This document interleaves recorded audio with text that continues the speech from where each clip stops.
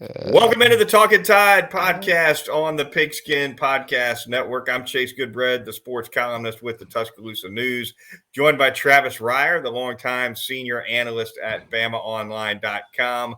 The Talkin Tide podcast available to you wherever you get your podcasts, including Apple Podcasts, YouTube, and Facebook Live broadcasts as well, twice weekly during the fall. And of course, if you follow us on Twitter at Talkin_Tide, that's the handle, you can get quick links to our Sunday night and Wednesday night podcasts on Alabama football throughout the fall. I want to thank Peterbrook Chocolatier of Tuscaloosa, North River Dental Associates, Raycon Earbuds, and DraftKings as well. And Travis, we get started recapping Alabama's wild and woolly 49-26 victory on the road over the Arkansas Razorbacks. I'm just back from the Fayetteville trip here in the last couple of hours. I made it back to Tuscaloosa. Lengthy day of Sunday travel with a pretty lengthy layover in Dallas. But tell you what, worth the trip for some exciting football, especially that third quarter. Things got awfully heated there for a bit. And of course, apart from the highlights of the game, Travis, a big storyline coming out of this one is a sprained shoulder for Heisman Trophy winning quarterback Bryce Young. Yeah, you could pick a quarter Saturday and have a potential national college football storyline, right? First quarter, it was Bryce throwing for a gazillion yards, I guess a quarter and some change there in the first quarter. The second quarter, you had Bryce's injury. Jalen Milroe comes into the game. The third quarter, you had Arkansas special teams changing the game significantly there. And then in the fourth quarter, you had Jalen Milroe and probably even more so Jahmyr Gibbs from the Alabama perspective. So pick a quarter Saturday, Chase, and we had plenty to write about, and we're going to have plenty to talk about. Yeah, for sure. Alabama gets up to a massive lead, 28-zip out of the gate. Arkansas then comes back with 23 unanswered points. They beat Alabama 16-zip in the third quarter and did a little research for something I wrote up here on Sunday. The last time anybody beat Alabama worse than 16 points in a quarter was LSU in 2019, outscored Alabama in the second quarter of that game 23-6. So that gives you a picture of what a beatdown it was, Travis, in that third stanza. Yeah, and I would have guessed probably Clemson would have been up there maybe in that 2019 national championship game. It capped the 2018 season. That one got a little messy for Alabama in some stretches there. So good stuff. Yeah. LSU came into Tuscaloosa and kind of jumped the tide in that one. As you mentioned, Jalen Milroe came in, and obviously the offense, and Saban admitted this after the game, completely different with him in the game in more than one way.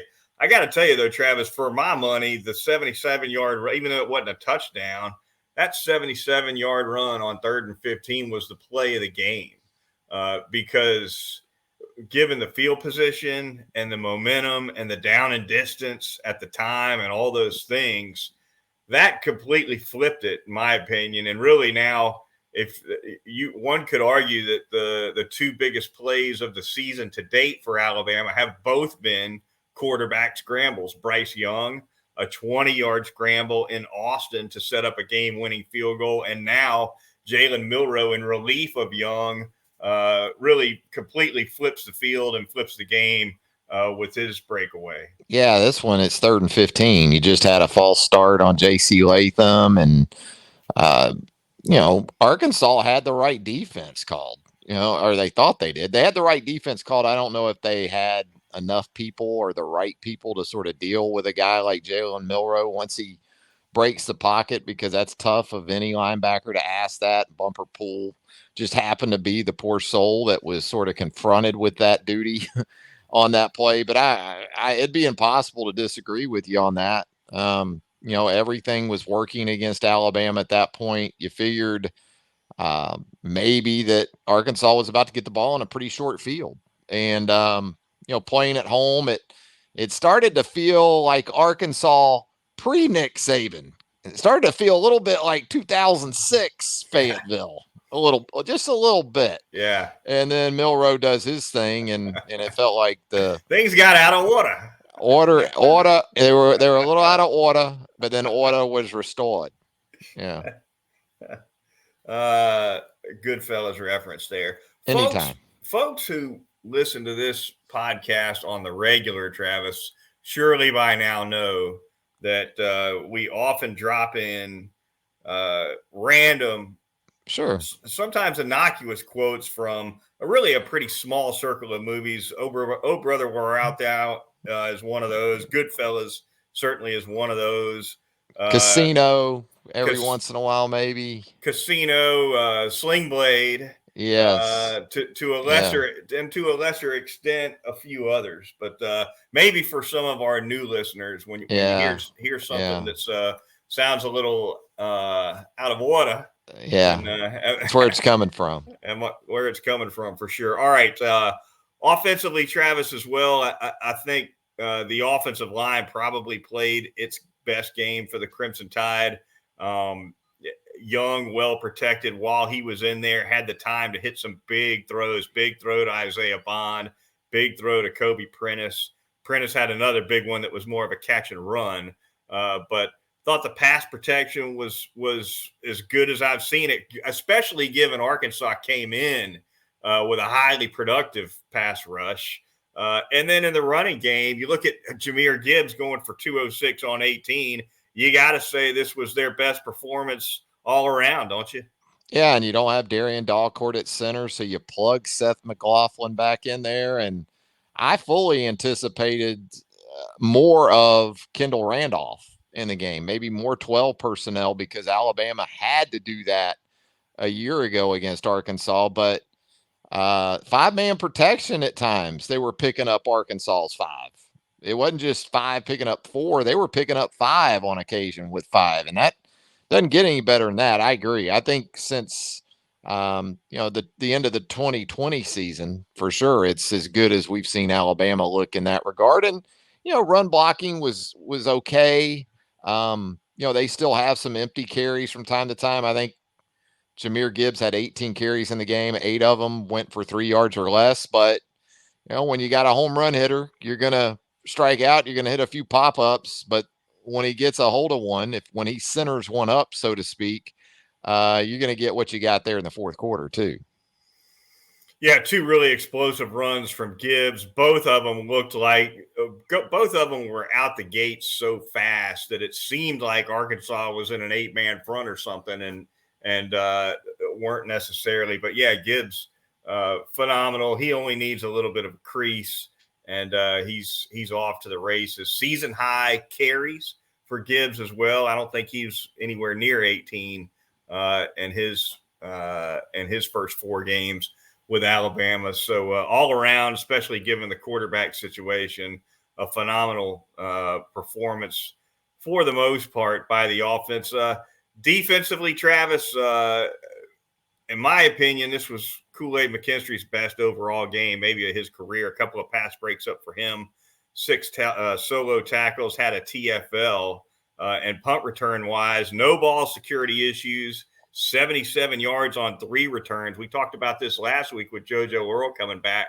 Would he be able to hang on to that job? And as much as Saban's insisted that it's Earl's job, and he's made that point more than once since Earl's gotten hurt, it looks harder and harder to pull Kool-Aid out of this role. Yeah, I mean, if he's going to have these chunk returns and not just one a game, but multiples, and also, give some credit to that return unit as a whole. I think there's some guys that do a really good job on the outside and sort of helping him get some space initially, and but he certainly has a knack for it, and he has that short space quickness where he's able to make that first guy miss even if he needs to, and can kind of see things open up. And it's almost like with his basketball background, he's like a point guard who can see the floor extremely well, and he's able to set things up. Maybe that plays into it, but He's been tremendous, and you're right. At corner, he was really good. I thought both corners took a big step forward. Terrion Arnold was really good. Kool-Aid had the PI where he got quick snapped a little bit there, I guess, in the fourth quarter. Otherwise, he was tremendous. Had the tackle for loss that you mentioned in the quick game very early. I think Arkansas's first possession, and then again, Arnold just really solid on that other side. So they look to be trending very much in a good direction right now at those spots. Maybe for me, Travis, the most interesting thing Nick Saban said in the post game had to do with McKinstry in the secondary playing at the Star. Brian Branch went out of the game with an injury. Malachi Moore got cramps. He goes out, and Saban said, "We ain't got a third star." So they just had to throw Kool-Aid in there. And he said he told Helms and Battle, make sure he knows what he's doing snap to snap. Speaks highly of certainly of McKinstry's athleticism and versatility for sure. But the flip side of that, Travis, is does that not say something about the bottom half of Alabama's depth in the secondary, that the best the guy they trust the most, I guess, as a number 3 star, is an emergency starter who hadn't played there at a lick? Because I promise you that Branch and Malachi Moore aren't the only 2 guys that have practiced at the Star. No. So what does that says? That says something 2 ways, doesn't it? Yeah, well, they've got a veteran in Jacquez Robinson that they've worked at the Star in the past. I think we've even seen him there some this season in some games in which Alabama has had in command. But no, that's problematic. And you also saw Devonta Smith come in there in the dime once Branch went out. And as much as was made, and understandably so, with the injury to Bryce, but well, that was 2 big injuries in the same quarter for Alabama. When you talk about Bryce Young and Brian Branch, that's a lot to overcome. And so, give those guys credit for hanging in there. Malachi had a pass breakup. I think he was coming on a blitz, and it was actually set up. If he doesn't get a hand up on that KJ Jefferson pass, it looked like Arkansas had something working to its sideline there in the second half. So that was a big play that he made. And defensive back play in general, Alabama missed some tackles. I thought one of the big igniters for Arkansas in the comeback was in that drive when they finally got on the board after Alabama went up 28-0. And if we're going to start talking about this defense being elite defenses don't give up what Alabama gave up there at the end of the first half with a 28-0. They don't go to sleep on a 28-0 lead. And Rocket Sanders breaks tackles, like 3 tackle attempts by 3 of Alabama's very best defenders. And from there, they get in the end zone, and there's a little life now at 28-7. But for the most part, I would say a solid performance. Not spectacular, and then penalties kind of crept back into things as the game wore on as well. Yeah, there were some late penalties, especially on the defensive side of the ball, that got under Nick Saban's skin. I think they ended up with 10 penalties total. Rocket Sanders ended up with a C note, 101 yards on 22 carries. He was big in keeping the chain. Arkansas had more first downs than Alabama did by a lot. Let me pull that up really quick. I think Arkansas, Travis, had 26. Yeah, and that was 10 more than Alabama. So Alabama had 17. So yeah, right there in that neighborhood. Move the chains on him for sure. Sanders is a big dude, man. I know we talk about him in terms of speed, Chase, but he's 225 pounds. There was a 3rd and 14. You'll recall this. Looks like Alabama has KJ Jefferson sacked. He gets the ball out to Rocket Sanders, who proceeds to run through Jordan Battle. Yeah. And convert that. I'm sure you recall that play. So, Alabama's got to be better when we talk about their marquee defenders finishing tackles. But we also got to give some credit to this dude because he's a lot more than just speed. He can play. He's about 225 pounds. Yeah, 6'2", 225. He's going to play in the NFL probably for a while. Bigger than he looks, and was Yeah. extremely effective. Impressive for sure. Jaheim Otis probably bears some mention too, Travis. I thought he was really good going up against one of the best centers in college football, and Ricky Stromberg. We touched on this in the Wednesday nighter last week when we previewed this game. 8 tackles, which is a lot for an interior DL. I think almost all of them were assists, but still, he's around the ball and picks up a sack as well. He did. I thought he did some good things. Not having Justin Aboigbe changes them a little bit in terms of their rotation, but you saw some of the other guys get an opportunity. Jamil Burrows doesn't show up in the box score, but I thought there were a couple times where he was pretty successful in getting some form of pressure on KJ Jefferson in some passing situations. So, I wouldn't say it was a performance for all time. But if anything, I thought the defensive line in terms of consistency was maybe a little ahead of the second level, the linebacker level. I thought they were pretty close, but I thought it looked like you had a bust on the touchdown run by Arkansas there in the third quarter by AJ Green, the 13-yarder. It looked like maybe Tim Smith was running a pass rush game, right? And it was a run play, and he just runs right out of the gap, and Jalen Moody gets ate up by a guard, and it's a walk in, and you're just not used to seeing that. No, that was unusual for sure, and big play wise for Arkansas, certainly the onside kick was huge. That came between 2 scoring drives. I think that was came between a touchdown and a field goal. The mishandled punt snap for Alabama, setting up a really short field. That crowd was probably never louder all day than it was when Arkansas took over that short field after that punt disaster. Ends up being 23 unanswered points total for Arkansas. Obviously, 7 of them came at the end of the first half, as you noted. But Alabama was able to weather it, Travis. But that was were it not for the first half dominance, the game could have been lost easily in that whole scenario. Yeah, again, it had a sense of some Alabama trips to Fayetteville from a previous era, we'll say. But no, the little things look big in retrospect too. I thought even though they gave up the onside kick, they limited that to a red zone field goal. They forced a couple of red zone field goals.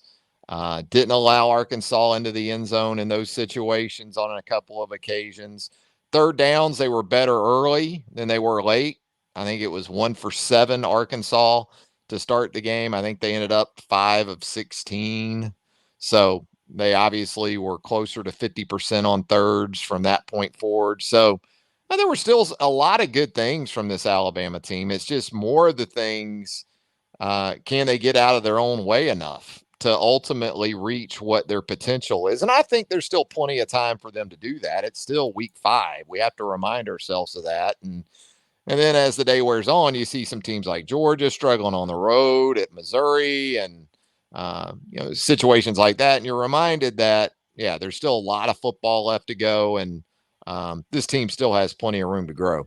Speaking of getting out of its own way, we got away from talking about the offensive side of the ball without mention of another round of drops for the wide receivers, especially in the first half. It was awful. Ja'Cory Brooks got cooled on the sideline for a while. I think after his last drop in the first half, he disappeared for a couple quarters. I think I saw him back in the game there in the fourth, but he definitely did not have a day. And it wasn't just him. And yes, there were a couple of balls that weren't perfectly thrown.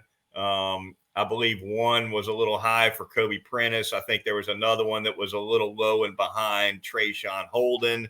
Mm-hmm. But as what they tell you in every receiver room in the country, the receiver coach is saying, if you could get two hands on it, I don't care where it is, you got to come up with it.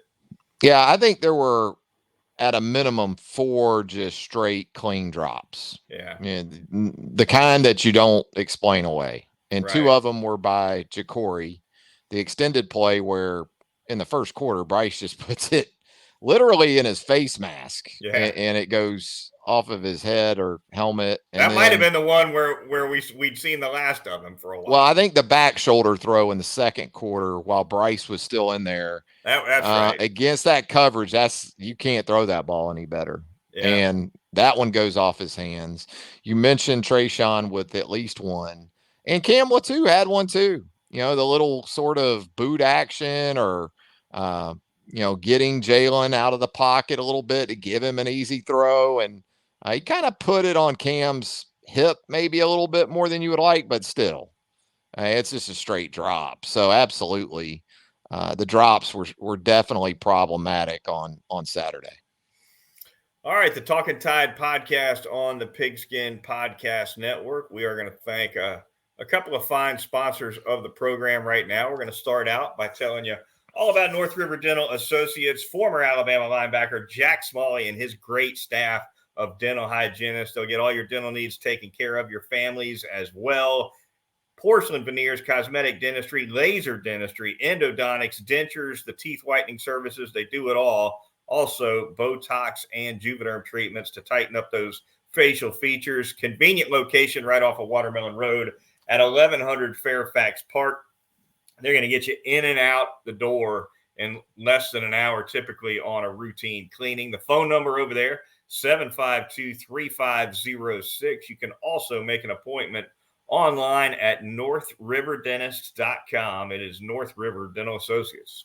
I'm going to tell you about Peterbrook Chocolatier out there at 1530 McFarland Boulevard North in the Indian Hills section of Tuscaloosa. Of course, you're going to find those hand-dipped strawberries dipped daily, fresh for you at Peterbrook Chocolatier. And, of course, the chocolate-covered popcorn, the signature item there at Peterbrook Chocolatier, the Alabama goodies. We had the, at Peterbrook, we had the chocolate-dipped bacon last week for Arkansas week. Goodbread. Nice. I don't know what we're going to come up with for A&M. Another home game on the horizon for Alabama.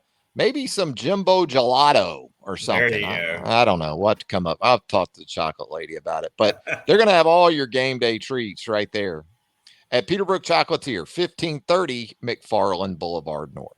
Halloween 4 weeks away, too. Oh, those caramel chocolate dipped apples. Yeah. Nothing says fall like those, right? Outstanding. All right. Also, going to tell you a little bit about our corporate sponsor. That would be DraftKings. NFL action in full swing at the DraftKings Sportsbook, the official sports betting partner of the NFL.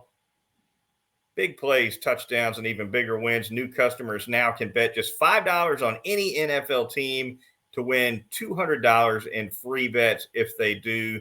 Make things sweeter. You can throw down on stepped-up same-game parlays once per game day all season long at the DraftKings Sportsbook. So download the Sportsbook app now. Use promo code TPPN. If you're watching on YouTube, you see it right there on your screen. That's promo code TPPN only at the DraftKings Sportsbook, an official sports betting partner of the NFL. Minimum age and eligibility restrictions apply. And finally, going to tell you all about Raycon earbuds. You can't beat those either. I've had a pair for roughly a month or so now, and they're going in my ears just about every day now. They're just fantastic. The Raycon everyday earbuds have a great look, feel, and sound. Optimized gel tips, perfect in-ear fit. They will not slip out on you. 8 hours of playtime, 32-hour battery life, half the price of other premium audio brands. It's no wonder Raycon's everyday earbuds have more than 50,000 5-star reviews. So go to buyraycon.com today. Use promo code TPPN15. You'll get 15% off of your Raycon order. Once again, that's promo code TPPN15 at buyraycon.com, and you'll score 15% off those same earbuds that I got. You just can't beat them. All right, Travis, Talkin Tide podcast closes out, as always, with a look at a few scores around the Southeastern Conference. I think at least a brief mention of 4 games would be merited here. LSU, Ole Miss, Mississippi State, and Georgia. Victories for all of those teams. all in tight games except for Mississippi State. They beat TAMU pretty good, 42-24. How about the scare Mizzou put into Georgia, though? Yeah. 26-22. That I did not see coming. But that being said, even when it was 22-12 with about 9 minutes to go in the fourth quarter, I still had no expectation of Missouri hanging on and winning that game. And Georgia did what it needed to do to get the win. I think that Kirby's got plenty of teaching tape at this point, because if his team didn't listen to him after a lackluster performance against a MAC opponent the previous week, I think they'll listen to him after this one. The narrow win over Missouri, did not see that coming in terms of competitiveness. And you almost feel sorry for Auburn, because that's who's up next for the Dogs. And I get the sense, I feel like Georgia's probably going to come out of this 2-game little funk here and make Auburn pay for it. Auburn goes down 21-17. They had a 17-point lead, 17-0 at one point in that game, Travis. They coughed it up 4 times in the turnover department. LSU able to put – they were both teams just trying to give that game away late for sure. Yeah, it was like Missouri all over again. Second straight Saturday, we got the same game, it felt like, didn't it? Bananas. Brian Kelly gets out of there with a win. The drumbeat on Brian Harsin certainly getting louder. A lot of people don't think he's going to make it out of the season, Travis. I think Brian Harsin's at the point, write me my check that you should have wrote me in the off season. Right. Just cut me my check. It's not that I don't think that he's not doing the best he can anymore, but there's got to be a part of Brian Harsin at this. Just give me a check, and I'll go back west or whatever. Brian Harsin will have a job in 2023 if he wants it. This is going to be perceived. I don't think it was ever a great fit. I'm not saying that, but the perception is going to continue to be this is more of an Auburn problem than a Brian Harsin problem. Yeah, there's no question. A lot of meddling, as they call it.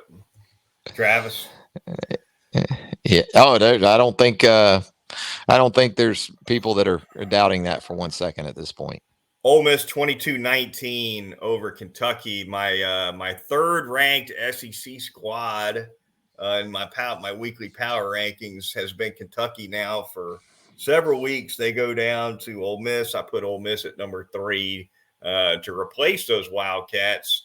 Lane Kiffin's squad still with gets into October with a goose egg in that loss column. And before that game, if you had told Mark Stoops, look, it's going to be a game where the winner's in the low 20s, he would have liked his team. That was the kind of game that you would have liked Kentucky in. And without a couple of mistakes there at the very end, and credit Ole Miss for making a play on defense on Levis there to force that game clinching turnover. But that's impressive to me, is that, this is the kind of game Ole Miss wasn't able to win a couple of years ago.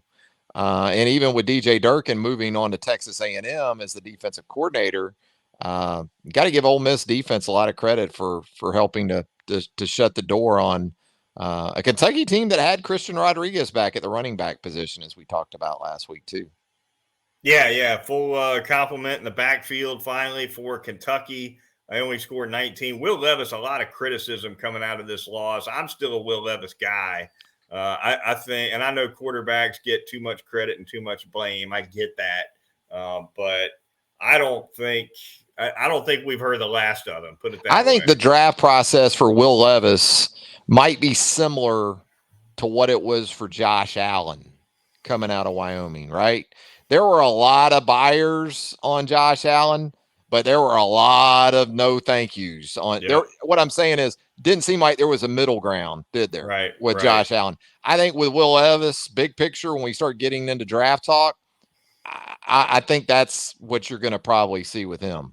Yeah, I think you're right. And I think as well that and if you look at where Josh Allen got picked out of Wyoming, this goes to show that only takes one team to fall in love with you, and you can go as high as they're picking. Yep. So there can be a whole lot of teams that are cool on Will Levis. He still may go super high because all it takes is one GM to be New completely quarterback sold. fever, baby. Ooh, It's real. Everybody's got to have one. All right, that's going to do it for this edition of the Talkin Tide podcast. Be sure to join us Wednesday night when we preview Alabama's home game, highly anticipated home game against Jimbo Fisher and Sad Texas trombone A&M. for CBS. That's right. Be a lot of fun. Be a lot of talk about the Saban Jimbo feud all week long. I'm sure both coaches will downplay it, but won't be downplayed around them, will it, Travis? Oh, no. Upplayed. It'll be upplayed. Yes, Everywhere. absolutely. Everywhere. We might But get when a they have the few. mics. We might get a few you people out of Nick Saban in relation to the Jimbo situation. Yep. Our creation, Chase. Yeah. You people create this stuff. Yeah. And I appreciate what you do. I appreciate everything you do.